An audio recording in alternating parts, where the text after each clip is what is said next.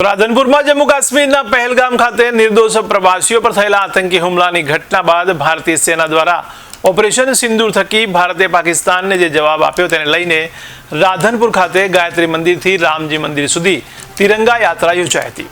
સેનાના સન્માન માટે આયોજિત તિરંગા યાત્રાને ધારાસભ્ય લવિંગજી સોલંકીએ પ્રસ્થાન કરાવી હતી।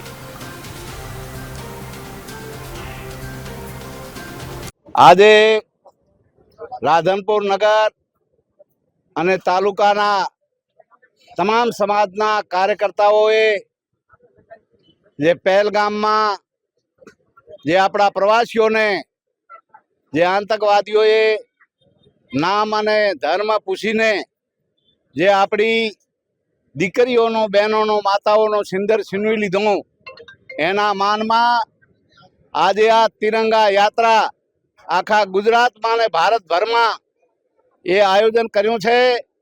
કારણ કે આપણા યશસ્વી મોદી સાહેબે એનો જવાબ આપ્યો છે। એ પાકિસ્તાનમાં જઈને આતંકીઓના જે અડ્ડા હતા એ અડ્ડાને તોડી નાખ્યા છે અને જેને જડબા તોડ જવાબ આપ્યો છે એના માનમાં જે શહીદોનો આપણા જે શહીદોનું છે એનો જોમ જુસ્સો વધારવા માટે આખા આજે ગુજરાતમાં અને ભારતભરમાં એ તિરંગા યાત્રાનું આયોજન કર્યું છે અને આખા વિશ્વના દેશોએ એની નોંધ લીધી છે કે મોદી સાહેબ ખરેખર મોદી સાહેબ છે। એ મોદી સાહેબ છે તો મુમકિન છે અને આખા વિશ્વએ એની નોંધ લીધી છે।